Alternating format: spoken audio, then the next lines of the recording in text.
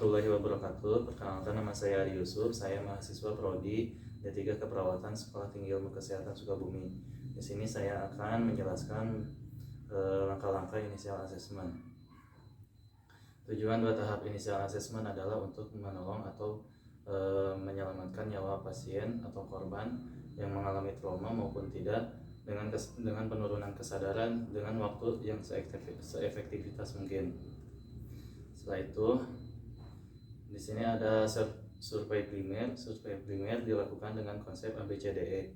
A-nya itu adalah airway, B-nya itu breathing, C-nya itu circulation, D-nya itu disability, dan E-nya itu exposure.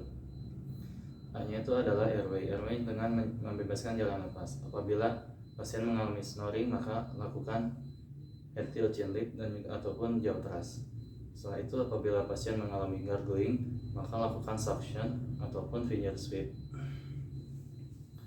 Setelah itu ada breathing dengan memberikan BVM atau back ventilation mask maupun memberikan terapi oksigen. Setelah itu ada C-nya itu adalah circulation dengan menghentikan perdarahan. Setelah itu memberikan infus 2 jalur ataupun 1 jalur. Setelah itu ada dilakukan D-nya itu adalah disability dengan menilai kesadaran pasien. Di sini dinilai ada GCS. GCS itu adalah untuk menilai seberapa besar kesadaran pasien terhadap respon. Dan juga tindakan yang dapat dilakukan adalah dengan pemulihan posisi, dengan manajemen sirkulasi, manajemen pernapasan. Kemudian ada exposure. Exposure ini menilai adanya trauma maupun tidak. Maka dilakukan perawatan untuk menangani trauma tersebut. Dan apabila dan di sini ada pemeriksaan suhu tubuh. Apabila suhu tubuh mengalami penurunan di bawah 36,5, maka dilakukan untuk menyelimuti pasien. Setelah itu di sini ada survei sekunder. Survei sekunder ini terdiri dari pemeriksaan fisik dan juga riwayat empol. Pemeriksaan fisik terdiri dari IPPA atau inspeksi, palpasi, perkusi, dan juga auskultasi. Kemudian ada riwayat empol, hanya itu adalah alergi. Ada alergi kah pasien terhadap obat maupun makanan. Setelah itu M-nya itu medication. Medikasi itu adalah riwayat pengobatan terakhir pasien itu menggunakan obat apa dan kapan waktunya. Setelah itu ada P-nya itu adalah past illness. Riwayat kesehatan masa lalu pasien itu mengalami apa. Setelah itu ada L-nya itu adalah last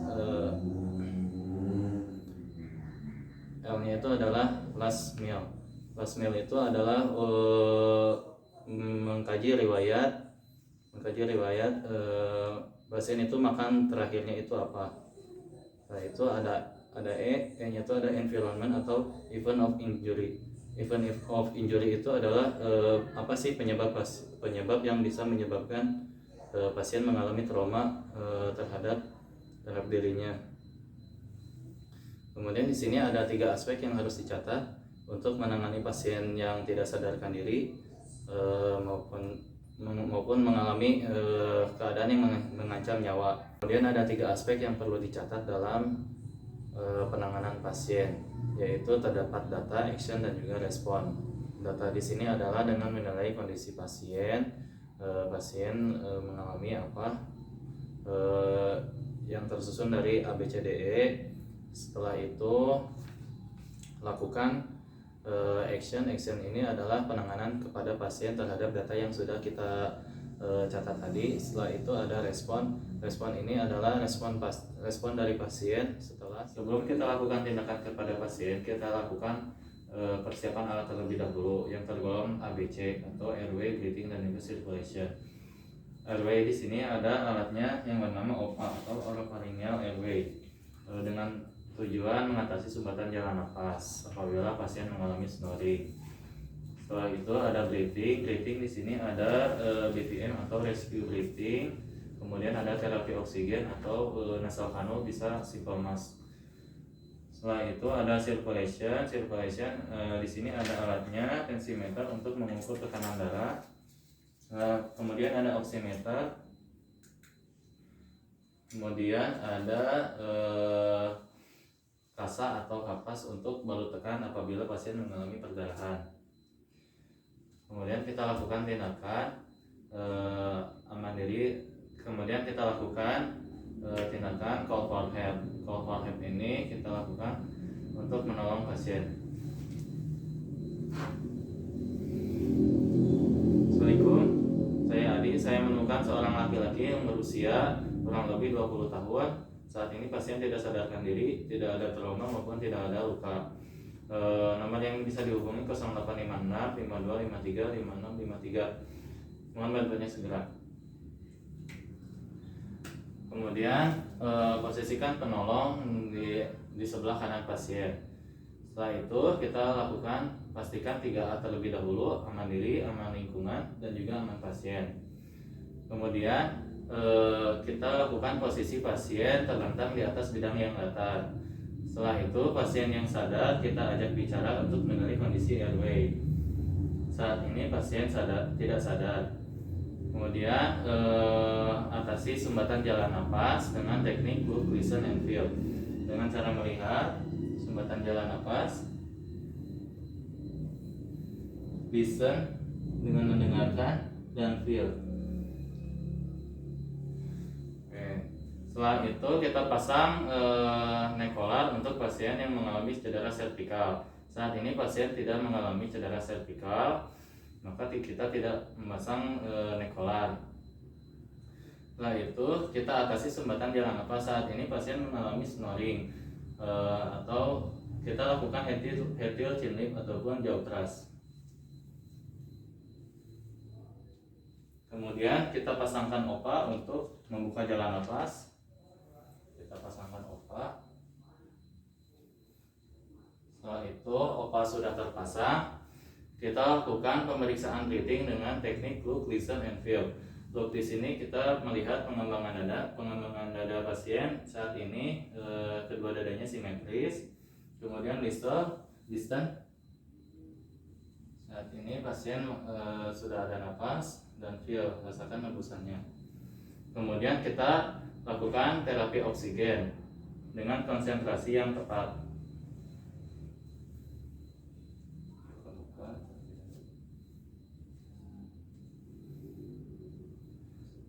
Kemudian kita lakukan rescue breathing dengan menggunakan BPM. Kita lakukan dengan BPM.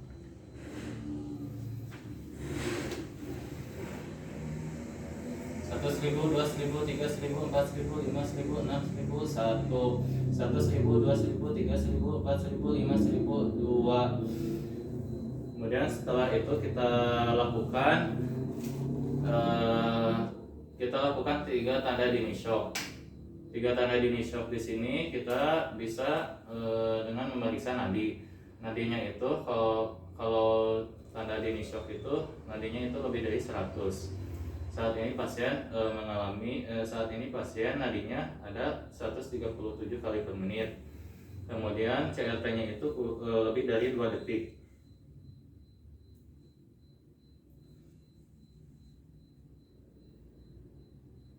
CRT lebih dari 2 detik. Setelah itu aktral terlama dingin dan pasien juga pucat. Setelah itu kita lakukan resusitasi cairan dengan sesuai kondisi pasien. Bisa 2 jalur ataupun 1 jalur sesuai kondisi pasien. Kita pasangkan infus.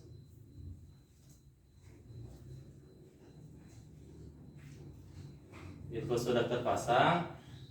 Kita hentikan perdarahan jika pasien mengalami perdarahan. Saat ini pasien tidak mengalami perdarahan, maka kita lanjutkan dengan identifikasi kebutuhan pembedahan.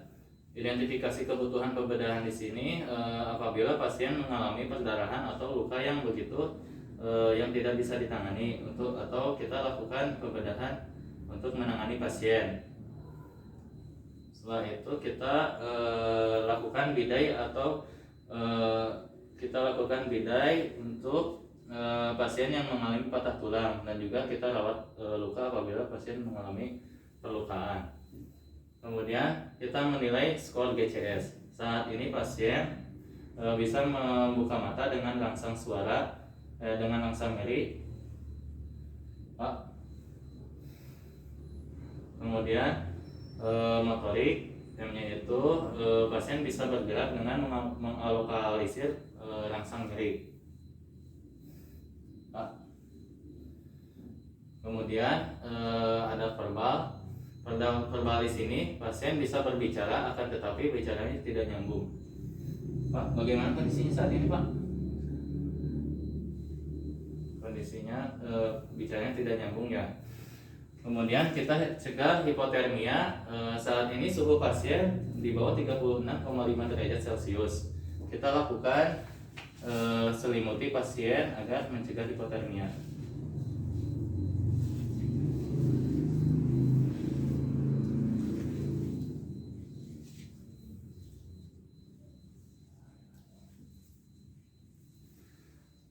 Setelah itu kita lakukan log roll untuk menilai atau untuk melihat adanya luka pada area vertebra. Kita membutuhkan 3 orang penolong untuk melakukan log roll ini. Kemudian survei sekunder. Survei sekunder dilakukan dengan kondisi atau situasi yang tepat setelah pasien saat ini aman, dengan setelah dilakukan survei primer, yaitu dengan menangani ABCDE. Saat ini pasien sudah bisa dibawa ke ruang ICU untuk tindakan survei sekunder.